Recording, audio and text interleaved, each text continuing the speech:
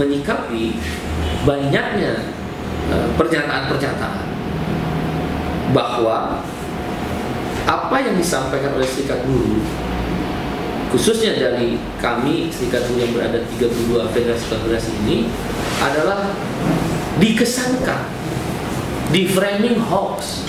Itu adalah tidak benar. Tidak ada berita hoax, tidak ada informasi, tidak ada miskomunikasi. Ya, saya ulangi, tidak ada hoax, tidak ada disinformasi, tidak ada miskomunikasi terhadap pernyataan-pernyataan yang kami keluarkan menyikapi UU Cipta Kerja, khususnya klaster ketenagakerjaan Omnibus Law tersebut. Sumber yang kami sumber-sumber berita atau sumber-sumber pasal-pasal yang kami jadikan dasar untuk kemudian kami berikan pernyataan adalah berasal valid dari hasil kesepakatan dari hari ke hari Panja Balik DPR RI RUU Cipta Kerja pada waktu itu dengan wakil pemerintah. Jadi screenshot hasil kesepakatan itu dikirim WA-nya oleh beberapa anggota Panja Balik kepada kami. Itu berarti informasi valid. Ditambah berita-berita sosmed yang kami pilih mana yang hoax, mana yang tidak hoax, karena kami tahu berita-berita itu. Yang non hoax kami verifikasi lagi kepada anggota DPR yang duduk di Panja Balik RUU Cipta Kerja tersebut. Nah, dari dua sumber yang valid itu ditambah sandingan draft versi pemerintah, versi DPR, kan ada DIM, daftar informasi masalah dari fraksi-fraksi, dan juga dari Undang-Undang Nomor 13 Tahun 2003, sandingan itu yang kami analisa. Maka sekali lagi itu bukan hoax, bukan disinformasi, dan juga itu bukan miskomunikasi. Kalau memang dibilang hoax atau disinformasi, pertanyaan yang benar yang mana? Kan tidak ada. Kalau kita bisa bilang, oh ini disinformasi, ini miskomunikasi, ada yang benarnya dong. Kan ada yang 905 halaman UU Cipta Kerjanya katanya, ada yang 1028 halaman, ada yang 1056 halaman, bahkan terakhir ini 1035 halaman. Mana yang benar? Menaker dan Menko Perekonomian mengatakan baca dulu isi undang-undang yang mana yang mau dibaca. Uang disahkan oleh paripurna saja sampai hari ini kita tidak bisa mendapatkan dan tidak bisa mengakses yang sah resmi UU Cipta Kerja, khususnya klaster ketenagakerjaan yang menjadi concern kami. Karena itu tidak hoax, tidak ada disinformasi, tidak ada juga miskomunikasi. Saya ambil contoh 4 isu saja dari 10 isu yang kami persoalkan yang katanya terkesan hoax. 1, UMK masih ada, betul. Upah minimum kabupaten kota atau UMK masih ada, tapi bersyarat. Pertanyaannya syaratnya apa? Oh, katanya ditaruh di peraturan pemerintah. Dalam konvensi ILO nomor 133 tentang upah minimum itu safety net, jaring pengaman. Negara hadir agar buruh atau orang buruh yang bekerja atau orang yang akan masuk pasar kerja tidak absolut miskin. Orang di Jakarta masih mau kok digaji 500.000, 1 juta, tapi kan miskin. Masa orang kerja untuk miskin? Oleh karena itu negara hadir dibatasi yang disebut dengan upah minimum. Karena itu kita nggak setuju UMK kabupaten kota bersyarat, UMK tidak bersyarat. Upah minimum Indonesia tinggi, siapa bilang? Saya ILO governing body, mari kita minta, ambil aja nanti buku judulnya Tren Ketenagakerjaan hasil risetnya ILO se-Asia Pasifik, khususnya di beberapa negara ASEAN tahun 2014-2015. Yang lain saya belum dapat. Di situ dikatakan upah rata-rata pekerja di Laos 114 US dollar per bulan, di Kambodia 119 US dollar. Berapa Indonesia? 174 US dollar per bulan. Berapa Vietnam yang katanya di bawah kita? 181 US dollar per bulan. Malaysia 526 US dollar, Filipina 256 US dollar, Thailand 326. Indonesia di bawah negara ASEAN, di atas sedikit Laos, Kamboja, jadi di tengah. Jadi nggak benar kalau itu upah tinggi. Jangan melihat UMK itu di Jabotabek yang sekarang sekitar 4,5 jutaan, sekitar Berarti rata-rata adalah sekitar $300 mungkin, atau sekitar $250, $250 kira-kira. Jangan lihat itu, Indonesia ada juga Boyolali, Batang, Pekalongan. Sikap kebijakan Presiden Joko Widodo itu sudah benar, membangun infrastruktur dan tol laut. Tujuannya apa? Daerah-daerah industri, kota-kota industri baru terbangun, seperti Batang, Pekalongan, Deli Serdang, itu udah benar. Makassar, itu udah benar. Yang menjadi tidak benar ketika melihat upah disampaikan sebagai pembanding yang hanya di Jabodetabek. Sehingga kalau kita lihat upah 1,8 juta rupiah sampai 2,2 juta rupiah di Boyolali, di Batang, di Pacitan, ketemulah rata-rata upah kita sekarang 2,5 juta rupiah per bulan. Kira-kira $180. Nggak jauh kan dengan yang 2014-2015. Jadi upah kita masih kompetitif. Dengan demikian kami menolak UMK bersyarat. Kembali kepada UMK Undang-Undang Nomor 13 2003. Jadi bukan kok UMSK hilang. Hilang kok faktanya. Undang-Undang Nomor 13 tahun 2003 itu ada UMSK. UMSK adalah agar tiap industri itu berbeda. Masa pabrik sendal jepit upahnya sama dengan mobil Toyota? Nggak fair. Masa pabrik kerupuk nih ekstrim-ekstrimnya, pabrik kerupuk sama upahnya dengan Freeport? Nggak fair. Oleh karena itu, ILO Convention nomor 133 membolehkan diberlakukannya UMSK. Kami minta UMSK jangan hilang. Yang kedua, karyawan kontrak. Karyawan kontrak katanya tidak seumur hidup. Seumur hidup karena apa? Tidak ada batas waktu kontrak. Yang lalu undang-undang lama batas waktu kontrak 2 tahun kontrak pertama, kontrak kedua 2 tahun, kontrak ketiga adalah 1 tahun, total 5 tahun. Kalau dia baik kerjanya, dia akan karyawan tetap. Nah, dengan yang sekarang tidak ada batas waktu kontrak, walaupun ada persyaratan yang dibutuhkan batas waktu kontrak.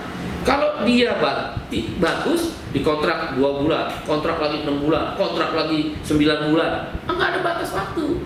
Dan itu yang kita sebut potensinya karena kontrak seumur hidup tidak bisa jadi karyawan tetap. Itu maksudnya. Kalau karyawan tetap di Omnibus Law tetap ada, betul, yang dikenal dengan PKWTT, betul. Tapi dengan karyawan kontrak seumur hidup tanpa batas waktu, kehilangan kesempatan untuk jadi PKWTT atau karyawan tetap. Apalagi outsourcing. Outsourcing itu adalah pakai agen, lebih parah lagi. Putus kontrak, siapa yang bayar pesangonnya? Siapa yang bayar sisa kontraknya? Oh, ada JKP. JKP itu pertanyaan, siapa yang bayar iuran? Emang buruh mau bayar iuran untuk dirinya sendiri yang ter-PHK? Yang kedua, JKP itu kan untuk masa kerja 1 tahun. Pengusaha pintar, pengusaha yang menggunakan karyawan kontrak seumur hidup, karyawan outsourcing seumur hidup, caranya apa? Ya udah, kontrak aja 6 bulan pecat, 8 bulan kontrak lagi, setelah itu pecat. Yang penting di bawah 1 tahun. Ya nggak bisa JKP itu didapat. Nah itu maksudnya nggak ada hoax. Ya, itu yang kami maksud seumur hidup itu karena nggak ada batas waktu kontrak. Termasuk outsourcing, tidak ada batas jenis pekerjaan apa saja yang boleh di-outsourcing. Nah, hal-hal itu termasuk pesangon. Dari 32 bulan upah kurang 25 bulan upah. Tapi saya ingin menyampaikan melalui teman-teman media di sini, nggak ada 32 bulan upah. Baca Undang-Undang Nomor 13 tahun 2003 tentang pesangon, pasal 156 dan seterusnya. Di situ dikatakan pesangon ada 3 komponen: uang pesangon, UP, penghargaan masa kerja, UPMK, dan penggantian hak 15% namanya UPH. 8 tahun ke atas, baik 10 tahun, 20 tahun, 30 tahun, kalau dia berhenti atau diberhentikan, pesangon cuma 9 bulan upah. UPMK-nya misal saya ambil masa kerja 8 tahun, ini kan beda-beda. 8 tahun berarti UPMK-nya ada 4 bulan upah. 9 tambah 4, 13 bulan upah. UPH-nya adalah 15% dari 13 bulan, katakan 3 bulan. Total 16 bulan. Yang mana yang 32 bulan upah? Jangan menebar rasa ketakutan dan bombastis lah menteri-menteri ini. Dan DPR saya nggak cerdas. Nggak ada. Yang ada kalau 32 bulan upah, kalau perusahaan tidak punya jaminan pensiun, maka dia membayar itu. Tapi jarang terjadi itu. Yang efisiensi, jarang terjadi efisiensi. Tapi yang benar itu ada hanya 16 bulan upah. Dengan demikian itu yang kita persoalkan. Apa langkah kemudian berikutnya? Langkah berikut pertama adalah pilihan untuk melakukan aksi secara terukur, terarah, dan konstitusional tetap akan dilakukan. Kapan itu dilakukan? Ya tentu nanti kita rapat dulu. Kami nggak mau aksi asal-asalan, dan saya menyerukan melalui teman-teman media, ya teman-teman iNews dan RCTI. Di sini saya menyampaikan bahwa dan media-media yang lain, media televisi yang lain, TV One, Kompas TV dan yang lainnya, saya menyerukan sebagai pimpinan buruh, aksi Aksi-aksi buruh tidak boleh rusuh, tidak boleh anarkis, tidak boleh merugikan atau merusak kepentingan-kepentingan umum. Itu sikap daripada federasi dan konfederasi yang bergabung bersama ini, termasuk KSPSI Bung Andi Gani. Bung Andi Gani sudah menyerukan juga tidak ada kerusuhan, tidak tindakan anarkis. Ini adalah aksi-aksi baik yang kemarin maupun yang ke depan yang mungkin akan kita ambil lagi adalah aksi non-violence, bukan aksi kekerasan. Inilah suci, perjuangan suci, bersih, pure tentang Omnibus Law, UU Cipta Kerja, khususnya klaster tenaga kerjaan. Nah, selain aksi-aksi itu, kita tetap akan mempertimbangkan langkah hukum, judicial review, GR ke Mahkamah Konstitusi. Tapi kita akan melihat dulu, karena jujur saja, buruh-buruh ini gampang.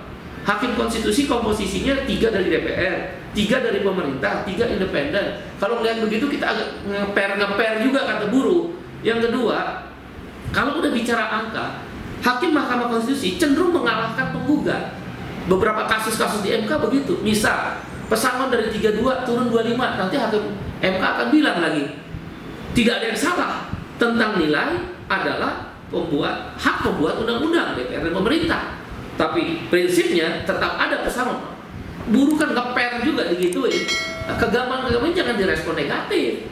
Justru Hakim Mahkamah Konstitusi harus bersikap independen dan menyatakan akan atas nama keadilan dan atas nama ketuhanan yang Maha Esa. Oleh karena itu, langkah-langkah judicial review tetap akan kita ambil dengan mempertimbangkan berbagai pandangan, berbagai variabel-variabel. Secepatnya kita akan lakukan demikian. Dan juga judicial review akan kita lakukan 2 gugatan. Satu gugatan adalah formil, ngumpet-ngumpet dari satu hotel ke hotel, DPR dan pemerintah membahas. Tanggal 8 Oktober harus paripurna, dimajuin tanggal 5 Oktober. Bahkan dari situs-situs media ditemukan katanya kertas kosong yang dibawa dalam rapat paripurna. Anggota DPR seluruhnya yang hadir, baik virtual maupun yang ada di tempat, tidak memegang itu yang sudah disetujui itu oleh Panja Balik dan wakil pemerintah.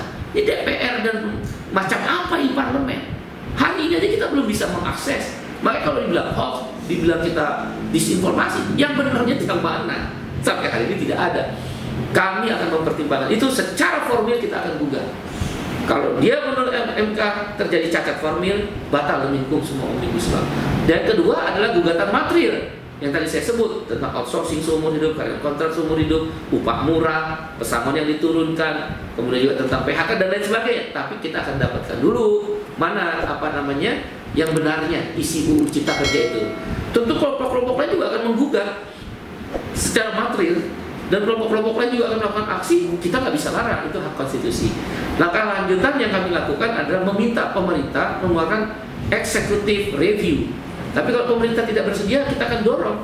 Kan DPR katanya wakil rakyat, mengeluarkan legislative review. Itu sah menurut hukum ketatanegaraan kita. Dan yang keempat, kami tetap akan sosialisasi, kampanye ke buruh, ke masyarakat, ke rakyat. Karena ini bukan persoalan buruh kok, persoalan rakyat, persoalan kawan-kawan mahasiswa. Karena dia akan masuk pasar kerja. Melalui televisi ini, saya mengatakan kaum buruh bersama Presiden Joko Widodo setuju untuk mengundang investasi, menghilangkan hambatan investasi, mempermudah investasi masuk sehingga bisa menciptakan lapangan pekerjaan yang lebih luas sehingga banyak orang yang bekerja. Yang kami tidak setuju adalah mengurangi perlindungan atau orang yang mau masuk pasar kerja tidak ada perlindungan dengan sistem karyawan kontrak seumur hidup, outsourcing seumur hidup. Kami berani berdialog dengan pemerintah yang benar, tapi sungguh-sungguh dialog maksud saya adalah dengan menteri-menteri terkait. Apa definisi karyawan kontrak seumur hidup, apa definisi outsourcing seumur hidup yang kami maksud. Tapi benar-benar pakai pasal yang sudah tertulis. Jangan debat hanya sekedar di media. Kira-kira itulah langkah-langkah yang kami ambil. Mudah-mudahan sekali lagi buruh Indonesia bersama pemerintahan Bapak Presiden Joko Widodo memperjuangkan agar 10 klaster tentang investasi bisa memperluas lapangan kerja. Kami setuju dan kami dukung. Sepanjang hal-hal yang kontroversial juga harus diselesaikan. Kami nggak setuju tuh tentang AMDAL di lingkungan, tentang tanah petani untuk petani, tentang hal-hal yang dipersoalkan oleh teman-teman aktivis perempuan dan hal-hal lain. Kalau itu juga tidak diselesaikan, tentu kami tidak setuju. Kami mendukung kelompok-kelompok gerakan sosial lainnya yang menyuarakan, bahkan NU, Muhammadiyah, aktivis lingkungan, semua sudah bicara. Nah, dengan demikian khusus kelas ketenagakerjaan kita dari Serikat Buruh akan fokus. Demikian yang bisa saya sampaikan.